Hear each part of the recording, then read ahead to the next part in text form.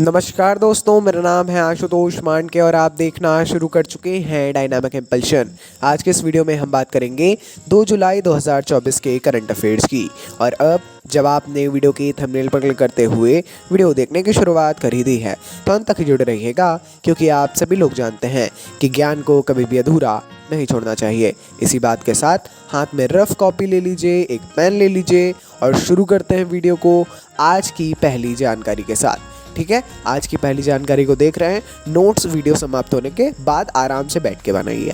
पहली जानकारी, भारत की सलामी बल्लेबाज शेफाली वर्मा ने दक्षिण अफ्रीका के खिलाफ एकमात्र टेस्ट के दौरान ऑस्ट्रेलिया की एनाबेल सदरलैंड को पीछे छोड़ते हुए महिला टेस्ट क्रिकेट के इतिहास में सबसे बड़ा तेज दोहरा शतक बनाया है। सबसे तेज दोहरा शतक जो है इनके द्वारा बनाया गया है। वाकई में महिला टेस्ट क्रिकेट के इतिहास में एक बहुत बड़ा इतिहास इन्होंने और जोड़ दिया है। शेफाली ने अपना दोहरा शतक महज 194 गेंदों में बनाया है और सदरलैंड का रिकॉर्ड तोड़ दिया है। सदरलैंड का जो रिकॉर्ड था इस साल की शुरुआत में दक्षिण अफ्रीका के खिलाफ 248 गेंदों में दोहरा शतक बनाया था, है ना। लेकिन फिर भी 194 जो है इतनी गेंदों में काफ़ी अच्छा स्थान है और कहीं ना कहीं वाकई में इतिहास रचने वाली बात है। चलिए जी आगे बढ़ते हैं, देखते हैं हम अगली जानकारी को। ऑस्ट्रिया के वियना ने लगातार तीसरे साल ग्लोबल लिवेबिलिटी इंडेक्स में पहला स्थान हासिल किया। लिवेबिलिटी इंडेक्स ज़रूर पढ़ना चाहिए, है ना। ये क्या है? ये स्थिरता, स्वास्थ्य देखभाल, संस्कृति, पर्यावरण, शिक्षा, बुनियादी ढांचे सहित अन्य श्रेणियों में 5 अन्य श्रेणियां हैं। इसमें 173 शहरों की ऐसे कंपटीशन है या रैंकिंग है। इस पे जो है वियना, ऑस्ट्रिया का जो वियना है इसने तीसरे साल लगातार तीसरी बार पहला स्थान बना लिया है। ग्लोबल इंडेक्स पर 98.4 का स्कोर है ना, 100 में 98.4 डेफिनेटली एक बहुत अच्छा स्कोर है। 173 शहरों में कुछ मुख्य शहर भारत के कौन कौन से शहर शामिल है भी या नहीं, ये थोड़ा देखना चाहिए, है ना। और ये जो अच्छे से पूरे इंडेक्स को ज़रूर इसके बारे में, इतिहास के बारे में भी इसके थोड़ा सा पढ़ना बहुत ज़रूरी है, लिख लीजिए। आगे बढ़ते हैं। हिंदी संवाद कार्यक्रम में डॉक्टर उषा ठाकुर को 12वां विश्व हिंदी सम्मान मिला है। जी हाँ, विश्व हिंदी संवाद कार्यक्रम नेपाल में भारतीय दूतावास द्वारा आयोजित किया गया था और डॉक्टर उषा ठाकुर, पढ़िएगा डॉक्टर उषा ठाकुर को, इनके द्वारा कई कार्य किए गए हैं हमारे इसमें।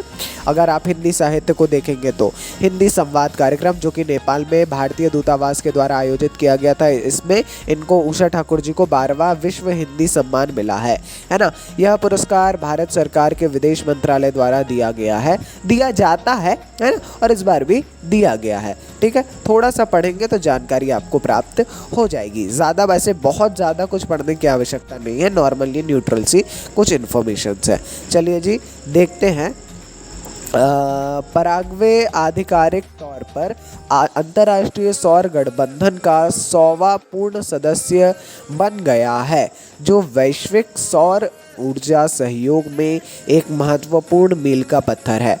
पैराग्वे, ज़रूर पैराग्वे के बारे में पढ़िएगा। पैराग्वे के राजदूत महामहिम श्री फ्लेमिंग रॉल डुआर्टे ने नई दिल्ली में संयुक्त सचिव और डिपॉजिटरी के प्रमुख श्री अभिषेक सिंह के साथ एक बैठक के दौरान अनुसमर्थन दस्तावेज इन्हें सौंपा है। अंतर्राष्ट्रीय सौर गठबंधन 2015 में भारत और फ्रांस के संयुक्त प्रयासों से शुरू किया गया एक गठबंधन है जिसमें निरंतर कई देश शामिल हो रहे हैं, है ना। और 100वां पूर्ण सदस्य जो है पैराग्वे हाल ही में आधिकारिक तौर पर बन गया है। धीरे धीरे संख्या निरंतर बढ़ती चली जा रही है, निरंतर, है ना, और हमको और ज़्यादा संख्या जल्दी देखने मिल सकती है। आगे बढ़ते हैं। मध्य प्रदेश के मुख्यमंत्री मोहन यादव के नेतृत्व में मध्य प्रदेश कैबिनेट ने 25 जून 2024 को निर्णय लिया है कि राज्य के मंत्री अब अपने वेतन और भत्तों पर आयकर का भुगतान अपनी जेब से करने के लिए जिम्मेदार होंगे।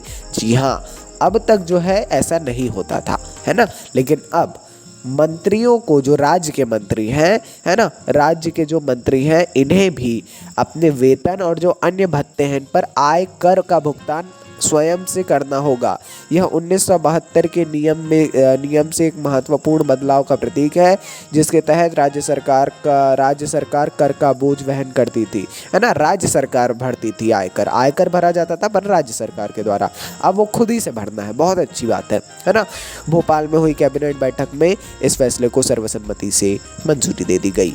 आगे बढ़ते हैं।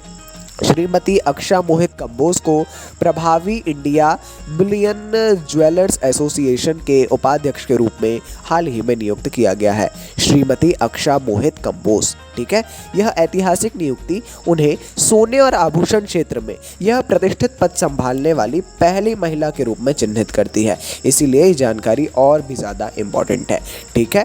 तो ज़रूर पढ़ लीजिएगा थोड़ी सी जानकारी और ध्यान दीजिएगा, इस क्षेत्र में यह प्रतिष्ठित पद है ना, अभी तक ऐसा पद मिला ही नहीं किसी को। उपाध्यक्ष भर का नहीं, अध्यक्ष है, उपाध्यक्ष या अन्य ऐसे प्रतिष्ठित पदों की बात की जा रही है, अभी तक नहीं मिला था, अब मिला है, अच्छी बात है। क्वेश्चन ये भी इम्पोर्टेंट है।